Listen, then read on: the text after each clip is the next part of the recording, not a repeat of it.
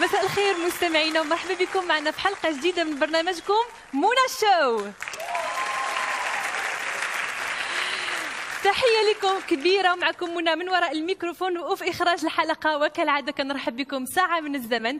مرحبا بكم كلكم، ومن أجل التواصل معنا وكالعادة أرقامنا الهاتفية راهن الإشارة، وكذلك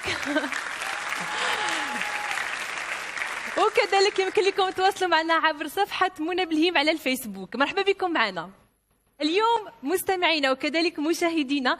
ضيفتنا عزيزة، تاريخها أكبر بكثير من أننا نختزله في دقيقة، وأكيد شكون من غيرها كيستحق لقب لا ديفا. فنانتنا تاريخها كبير بكثير، واكيد عندها ازيد من 43 البوم غنائي، حصلت على مجموعه من الجوائز العالميه، وهي حاضره معنا اليوم. بغيتوا تعرفوا شكون هي؟ نسمعوا وقولوا لي شكون هي الفنانه اللي حاضره معنا اليوم.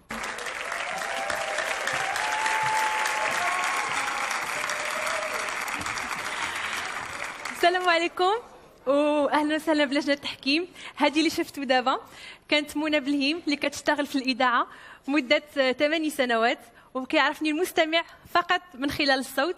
واكيد الجميل في الاذاعه ان المستمع كيسمعك، المتلقي كيسمعك وكيتخيل الشكل، طويله رقيقه غليظه قصيره، ما عارفينش الشكل ديال كيف داير. واليوم انا جيت لبرنامج مذيع العرب. علاش؟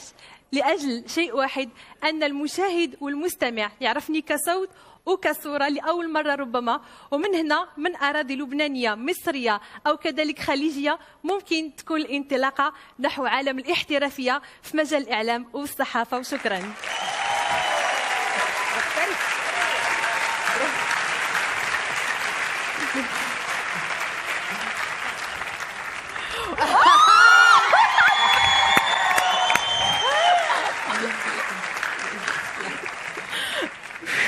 أنا شايفاها هي محترفة، يعني هي محترفة. أقوى مذيع هو مذيع الإذاعة، لأن أنا بشوف إن هو بيقدر يسيطر على الناس من خلال الصوت. هو البداية بالإذاعة أساس يعني. طبعا الإذاعة بتقدري تسيطري على المشاهد من خلال صوتك صح. وإلقائك وأدائك، وده بيبقى أصعب من الصورة كمان. وهيك بلش. فأنت محترفة. أنا بالنسبة لي أنا بلشت إذاعة صح. أنا بلشت إذاعة، بس على فكرة مش كل شخص ببلش إذاعة وبينجح بالإذاعة ممكن ينجح بالتلفزيون. لا أكيد لا. يعني في كتير ناس نجحوا بالإذاعة، لما إجوا التلفزيون عفوا على التعبير العالم كرهتهم. بجد انت حبوبه كتير الله كتير. يخليكي مدام ليلى. وانا شايفاكي يعني بروفيسيونيل 100%.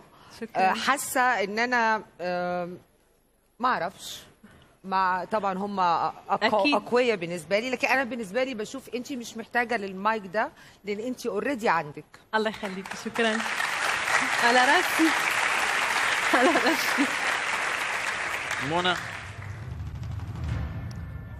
أنا بعد عندي 2. في هيدا كمان ما تنسوا. أنت محمس لها، قمت لهون. لا أنا أخذت الميكرو. ليه أخذته؟ لأنك محمس.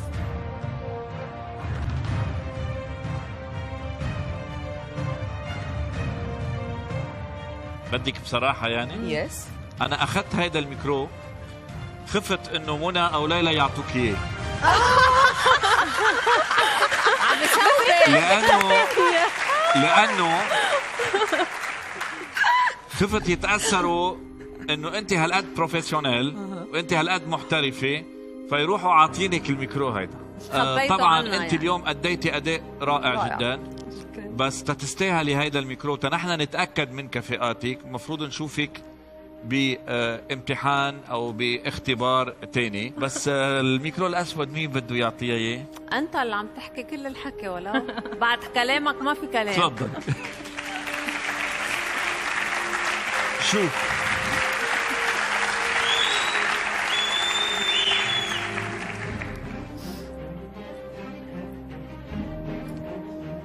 انت بتبص لي ليه؟ طيب خلاص. ها طيب انا رح حل الموضوع معك. بالمشترك اللي كان قبل، ليلى اخذت ميكرو من عندي وعطيته اياه، انا رح اخذ ميكرو من عند ليلى. لا بعد ايدنا. شكرا استاذ توني. ميرسي مدام ليلى، ميرسي مدام منى.